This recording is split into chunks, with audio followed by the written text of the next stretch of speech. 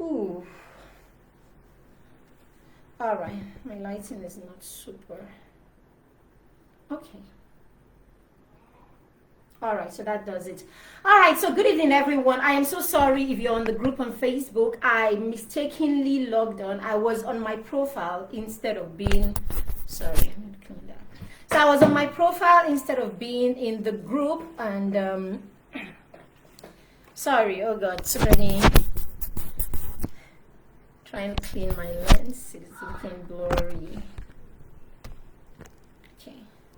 All right, so good evening, everyone. It's me, Maribeth Chima. I'm the convener of the group, and sorry I am late. I was on my profile, and I thought I was on the group, so I started on there, and that's part of the reason why this is late. I am so sorry about that. So we just go right to it. Thank you guys on Instagram. Thank you for hanging there and understanding. All right, so we said today we're talking about the education that your child deserves. So if we say the education your child deserves, that's, it simply means that there are all kinds of education out there. So we want to look at the one that our children deserve. And I started by saying that education, and by way of definition, the education just simply means that it's that which brings about a permanent change in a person's way of thinking, okay, and the person's capacity to do things. So whenever we're talking education, it means we're talking about thinking process, and we're talking about the ability to do things. So wherever there is education, or where we say education has happened, it means that there would be a change that is remarkable, that is obvious in the way a person thinks, especially in the area of their education, in the area of that which they're being educated.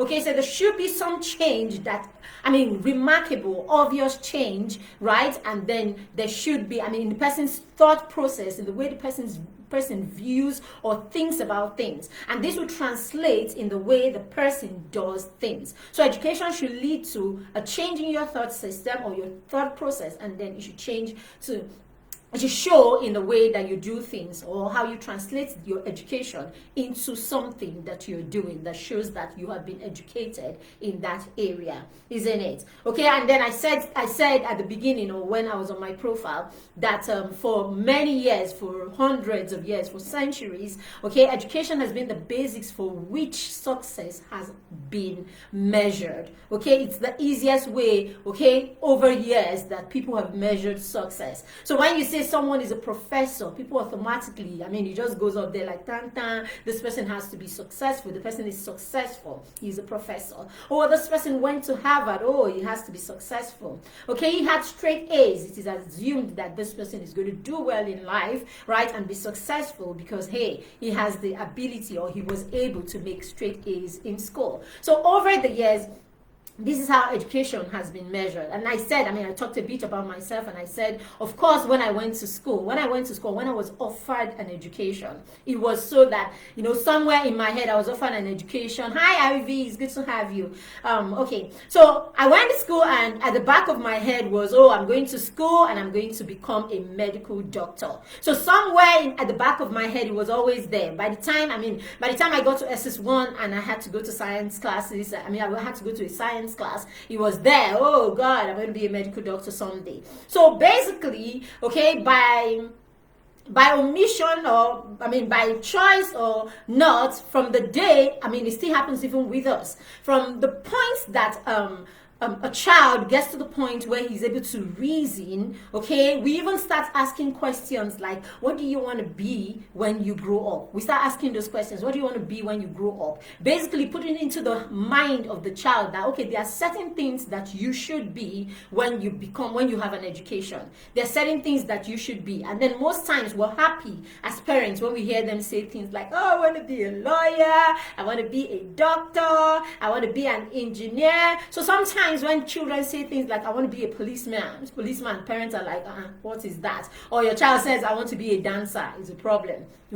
Because over the years, right, education has been used as the yardstick for measuring success, and the higher you can aspire, right, the higher you can aspire, and the more you can aspire to professions that seem, that are attractive, or professions that people have acknowledged over the years as professions that, where successful people should be associated with, provided, the moment our children get to that point, we begin to look at them in that light. Now we're asking the question, is this a good thing or is this a bad thing to do? Okay? Is this a good thing to do or is this a bad thing to do?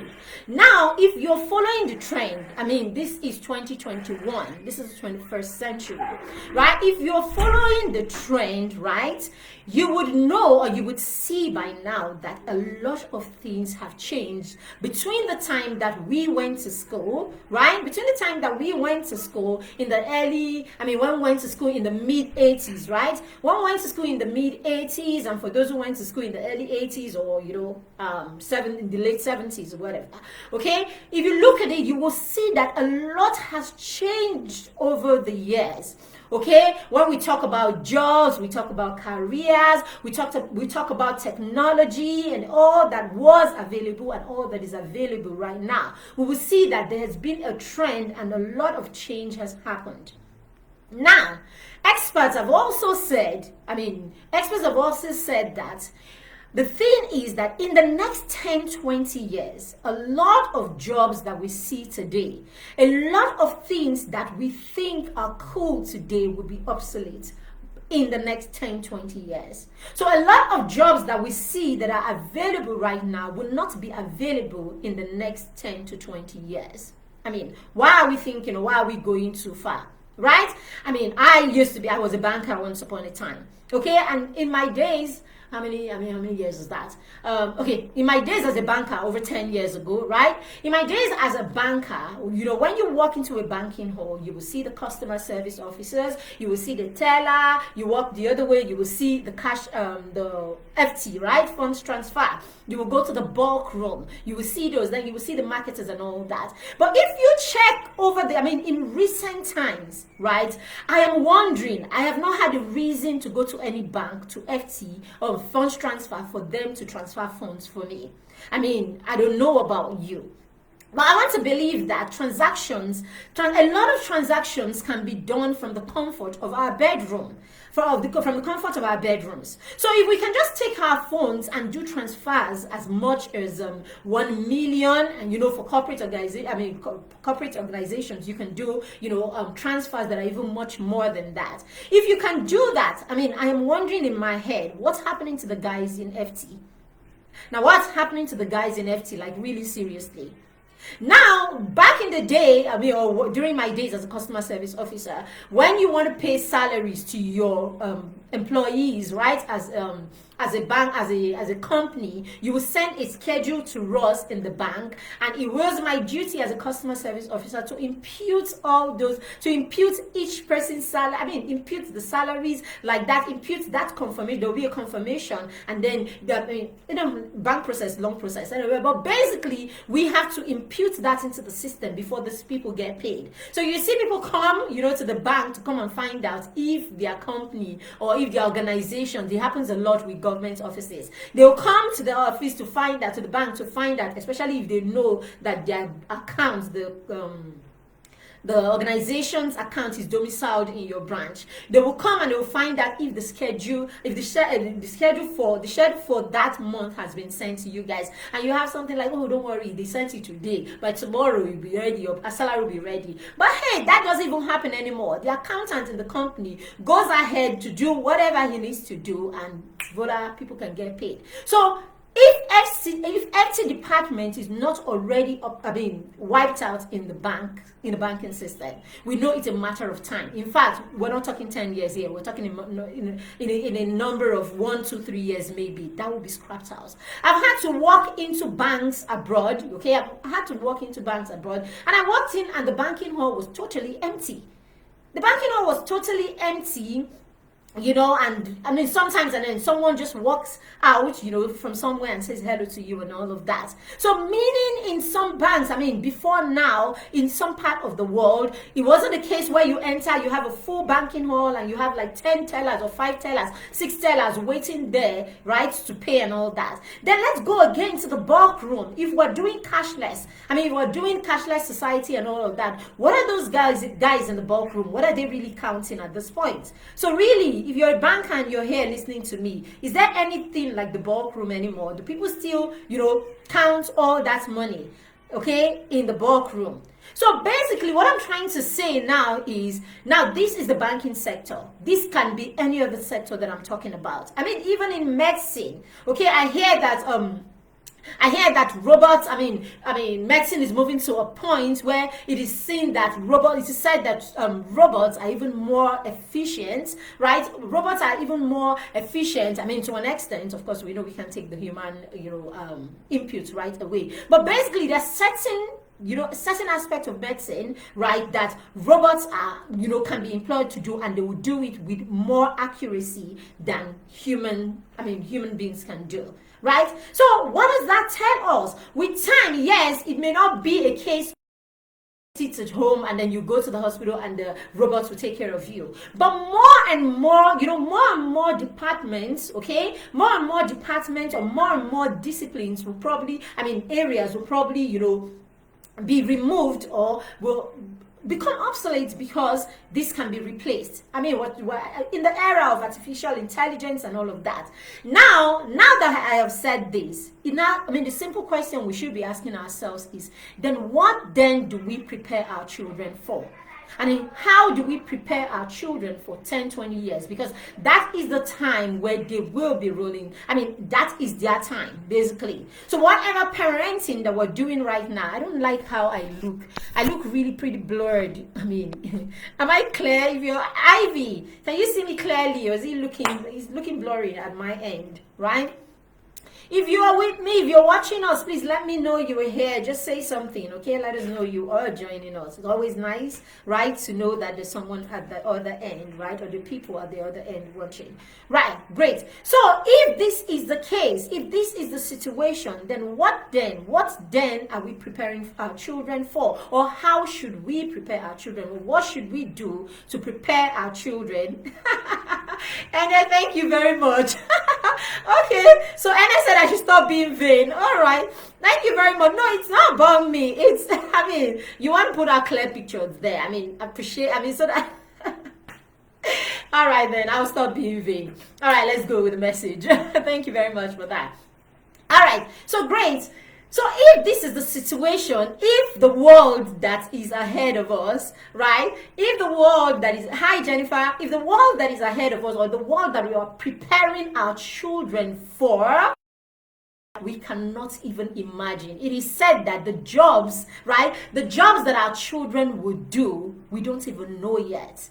The kind of jobs they would do, the kind of gadgets they will use, the cars they will drive, we don't even know yet. Then how then do we prepare them for this future? How then do we prepare them for this world that we don't even have an idea about? It even becomes more difficult when we are dealing with parents who are still concerned about the fact that their 5-year-old cannot write 1 to 3 million. I'm exaggerating, but you know how parents come and their concern is the fact that their 4-year-old cannot write 1 to 300, 400, 500, when Lagbaja can write 1 to 1 million. So if we're still dealing with parents who are thinking like this, how then do we prepare children for a world that we cannot even imagine? If we're still talking about 4-year-olds writing 1 to 200. If our concern is still the fact that, you still hear things like parents withdraw their children from one school and take their children to another school, and you ask them what happened, and they say they play too much in that school. They have too many extracurricular activity. Is that what the children went to school for? Okay, so when you still have this kind of conversations, or these are the kind of things, you hear parents say things like, they baby them too much in that school, the children are not allowed to do everything on their own. Their teachers are always checking on them and trying to correct them. When we are still dealing with this kind of thoughts, how then do we prepare children? When we still have a situation where children would, you will be told that a child can write, an exam and get 92, 94, and the child needs to worry about the fact that with his 92 or 94, he is the 60th person in line or in position. The child needs to worry about that, not just be pleased with the fact that he has made an effort that has kept him in a high percentile. So if we are still thinking in this way, how then are we going to prepare our children for this world that we cannot even picture? Okay? All right, so the problem is what we have in our system of education, or what we have around us, okay, that is known as education, is a lot of dysfunctionality. A lot of dysfunctionality that has become the norm, so much so that we are preparing our children based on these dysfunctionalities. We're preparing our children based on these dysfunctionalities. So when you come and you see where children are being equipped, right? Children are being equipped with the right skills, with the right soft skills, with the right hard skills that will prepare them, right, for a future that is ahead of them. We don't think that is okay. There has to be competition.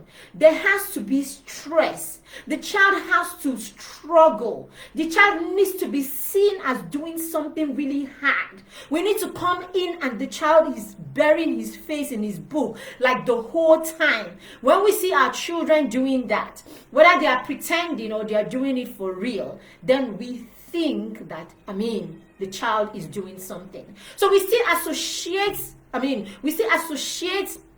education and the right thing to do, right, with that mentality, right, with that mentality that we have as, especially in this climate, the mentality that we have that things have to be hard for them to be authentic. Things have to be hard for them to work.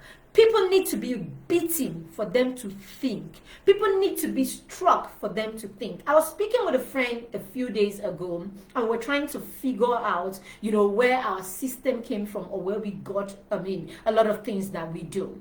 And, we talked and then we traced it to the fact that, you see, when the missionaries came around here, right? When the missionaries came around here, right, our people were not educated. Education was not a thing for us at the time. And so for the missionaries to train the young ones, right? For the missionary to train the selected children that they had started training at that time, to indoctrinate them, to train them without distraction from their homes. They needed to take them, to remove them from their homes. They needed to remove them from their homes and bring them to the mission houses, where they had to give them rigorous training, because these are children who were already 12 and 13 and 18 and 20 and 25, and they didn't have any form of education at all. They were totally crude. And so basically over the years, this is how it worked over, and this is how it all started. And even though although years have passed, we still have this mindset, and we still have this mindset, or we still have this method, right? We still have this method at the back of our minds as the only way that education can be done. So our policymakers still think this way, and so education is still treated as something that has to be severe, has to be hardcore, has to be like hard. You need to be removed from anything that seems like comfort before education can happen.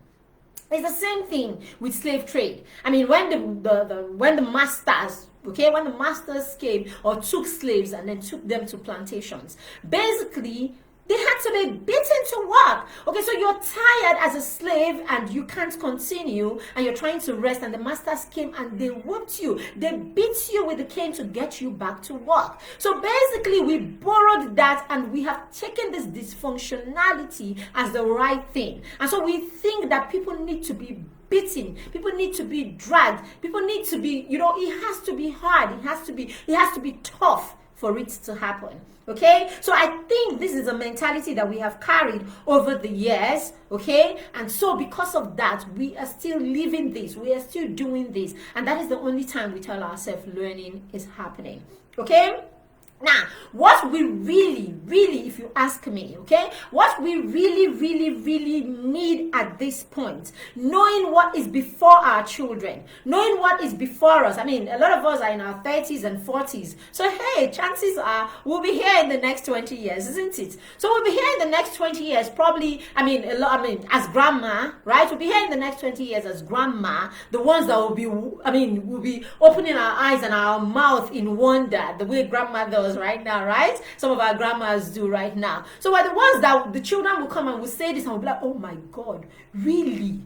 How do you guys do it? You know? So that would probably be it. So we'll be here, but we'll see these things, okay? So, but now in the present, since we are the ones that are guiding, since we're the ones guiding our children, we're the ones leading them, we're the ones mentoring them, and we have a task, right? We have a task to guide them, with the end in mind. Okay, we have to guide them with the end in mind, and that end being the fact that what is ahead of them, we cannot even imagine it. So if you ask me, I think this is the time that we should teach our children how to learn and not what to learn. Okay, I'll take that again. Someone write it down for me. It is the time for us to teach our children how to learn and not what to learn. Because you can't even teach them what to learn per se, because you don't even know what is ahead of them. You don't know the kind of jobs that they would have to do. You don't know the kind of technology. You don't know the things they would have to create to be relevant in 20 years' time. You don't know all these things. So what exactly are you going to put forward and teach that child? So isn't it just safer that we teach them how to learn? So by the time, as time changes, as things change, as time changes, what is happening is we come and every time we meet someone who is ready to learn. So at every point we have our children who are excited about learning. So no matter what shows up, no matter what comes up, no matter what is thrown at them, because they are already prepared for learning, because they already love to learn, because they are lifelong learner, whatever comes before them, they are able to take it on and they are able to become great, right? They can become great. Thank you, Jennifer. So they can become great no matter what is thrown at them, because already the ground is prepared for learning to happen. So when a child knows how to learn, when a child loves to learn, then the sky is the child's limit, because for every time there is a reason to learn, the child will show up. The child will make himself available for learning to happen. Okay? Exactly. Raising a lifelong learner. All right, so I said in the beginning of the year that this year I am not in the academy, right? This year we're not about just talking. So if you have been following me since the beginning of the year, you will find out that for every Thursday that I stay here, I come here and I talk. When I finish talking, I always direct you to something that we are doing in the line of what we have just finished talking about. Because I have realized that it is not listening that is the problem. More and more parents are beginning to listen to what we are saying. More and more parents are beginning to stop and look at one article here and another article here. Go to parenting groups these days, or go to educational groups and all of that. You will see as many as 10,000, 20,000, 50, 1 million parents who are there. Right? 3,000, 5,000 here, 1 million here. So we have a lot of people, at least, who have agreed that, okay, there is something, or we have more people, we have more people who have agreed that, okay, perhaps there is something to learn, or okay, let me just hang around here, even if I've refused to learn, basically, okay? So we have more of those people. So it's not just listening, because listening like talk is cheap, isn't it? So you can come and you can listen, but I've realized that parents struggle after listening, and they go, okay, they struggle with what to do. In fact, some people get overwhelmed after listening. They hear this here, they hear this there, they go to church on Sunday, the pastor will load his own, okay, about being a good parent, right? They go to the children's school will organize, a training for parents, okay, they load it there. They come here and they open their phone, and Mary Beth is right there in their screen telling them, so for some parents it becomes overwhelming, and they don't even want to do anything, or they can't even get the energy to start and do anything. And that's because for each time you are listening, for each time you're getting this information, you are not trying out something. So what we have decided to do this year is, for every month we're going to pick an issue. We're going to pick an issue in parenting, and we're going to work a whole month with parents who are ready to deal with that. Parents who have that as a challenge in their parenting and are ready to work on it. Right? Why a whole 1 month? 1 month is a long time for me to dedicate myself to, a group of people. It's a long time. There's so much to be done. If nothing else, there's the kids. They're my kids to attend to, basically. But I know over the years I've come to realize from my own experience that consistency is what does it. Okay? In parenting, consistency is very key. In children, in the lives of children, consistency is very key. So you can do something on, a different thing today, and do another thing tomorrow, and then the next day you relax, and the next day you come to read. It will not cut it. The child becomes confused. He doesn't know what is the right thing to do. So parenting is a commitment. You need to commit to whatever you decide to do, and you need to be consistent with it. And when I say consistency, okay, when I work with parents, I try to make whatever I am doing with the parents, or whatever I am giving parents to do, I try to dish it out in small portions. So that way you can do something every day, rather than do something only once in a month or once in a week. Okay, so for this month, what we're doing is we are working with parents, right, to help them create a stimulating environment in their home. Okay, create a stimulating environment in your home, one that will attract your children to love learning and to prepare them to be lifelong learners. It is doable. It is absolutely doable. Okay, I'll give you an example of what consistency does. So my son had this amazing handwriting, like just prints. Okay, he would write like lovely prints right from when he was in year 1. Okay, so from year 1, year 2, he had this very lovely, from kindergarten, from nursery, basically. Okay, as a matter of fact. Okay, so he was that child in reception that had this lovely handwriting, but it was print, not cursive, So at some point in year 2, his teacher started complaining about the fact that he didn't like to write. Yes, my son doesn't like to write. He doesn't. He feels, what am I writing when I can just tell you what there is? So he feels writing is a bore. I would rather just tell you what it is. So my son is auditory in his learning. He's very, auditory kind of learner, and he's visual too. So he just wants to look, he wants to hear, and then he will give you everything that he's heard. He has that photographic memory kind of thing, So as far as it's concerned, reading and writing is out for him. He doesn't want to write. Okay, let him read and tell you what he's read. Right? So at some point it became, I think they were disturbing him. It was huge. Everybody was telling him how slow. So he would write in class, and almost everybody will finish in the class, and he will probably be amongst the last 5 or 2 sometimes, or something like that. So in the bid to rush, or in the bid to be fast, I just started noticing that the writing went this way and started nose diving. By the time my son was in year 4, I couldn't read what he was writing. By the time he was in year 4, I couldn't read jack. I would try to read an essay that he's written, and I'll be lost at some point. Guy, I can't see I don't know what you wrote here. So it became like that, and then the struggle now became getting him to write legibly. Getting him to write what we can read. So it became, oh, if you don't write well, people will not know what you're saying and all of that. So I'm sure in his head, he's like, these people don't know what he wants. You don't know what he wants. 1 minute, I'm too slow. Now I'm fast. I should stop, So that became talk as far as my son is concerned. I will complain, I can't read. His teachers will complain, they can't read and all that. But he didn't do anything about it. He just, you complain, he will continue. Sure, you're talking, you continue. Until one day, God bless her, his teacher, Miss Vivian. Until one day, she gave him, she took him back to writing with pencil. So imagine you're in year 5, year 6 now. This thing happened recently. So imagine you're in year 6 and instead of writing with a pen, they make you write with a pencil. Okay? And then she didn't leave it at that.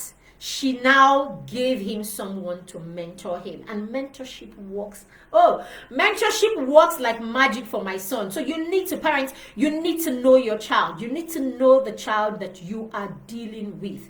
Very, very key.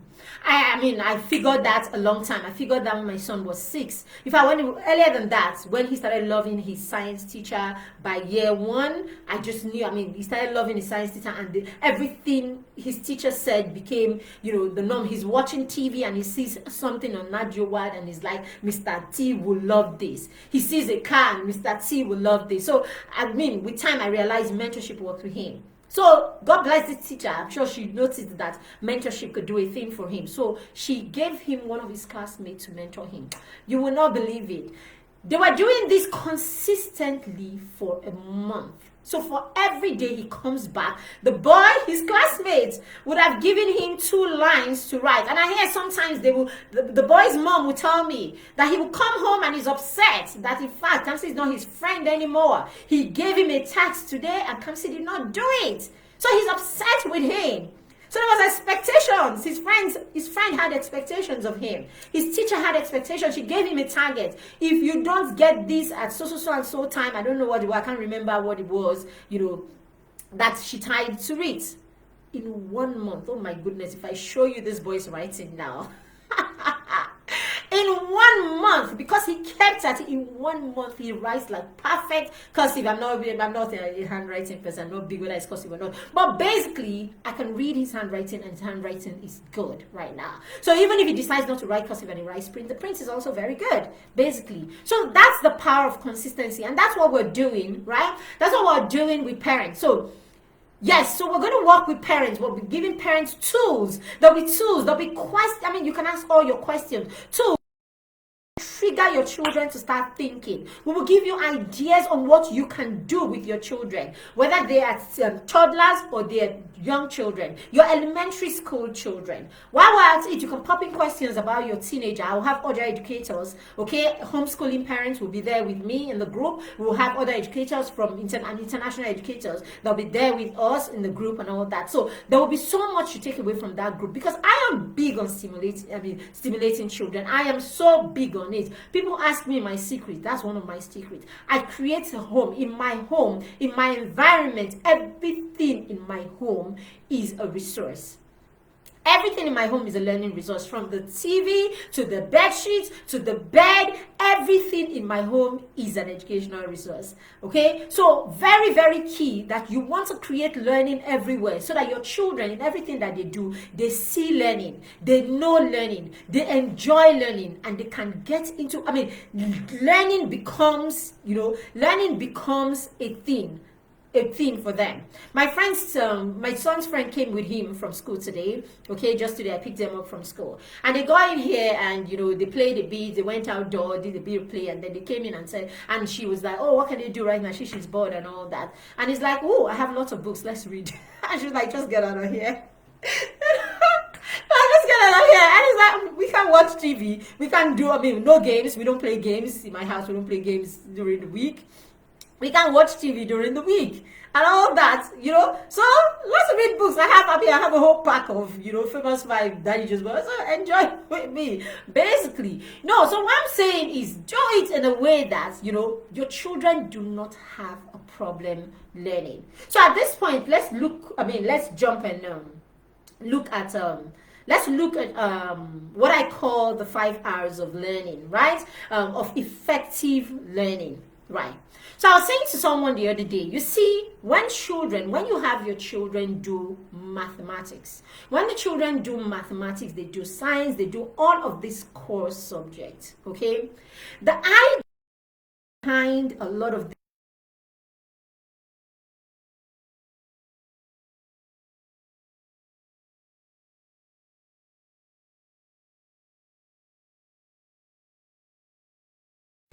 oh, sorry, Facebook. Am I back on? Please, if you are on Facebook and you can see me again, let me know you can.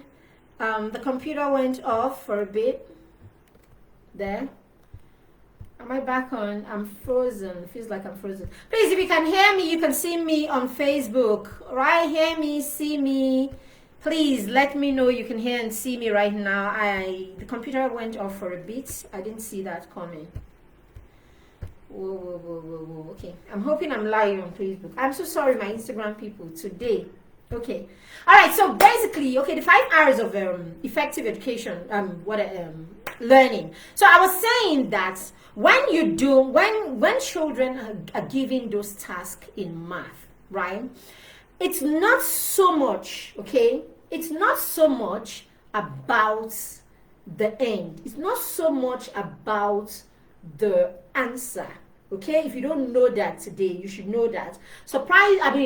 Shockingly, even some of our educators do not approach the core subjects that they teach in school in this light either. Oh, so I'm frozen on Facebook, and I need to be sure that I am still pause. No.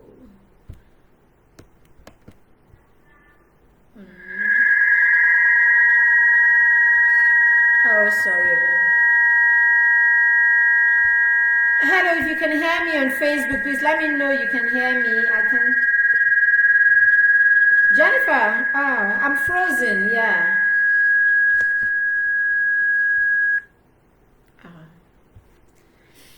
I don't know why I'm frozen, but if you can hear me, we can just continue. Let me know if you can hear me. I don't know why I'm frozen. The computer went off for a bit, and please, if you can hear me, just let me know you can hear me. Even if I'm frozen, I will go on. Even if I'm frozen, provided you can hear me. Okay, log out and back. Okay. Oh dear, too many logouts today. Okay, I'll just go ahead and end this on Facebook and come back on. So sorry about this. Okay.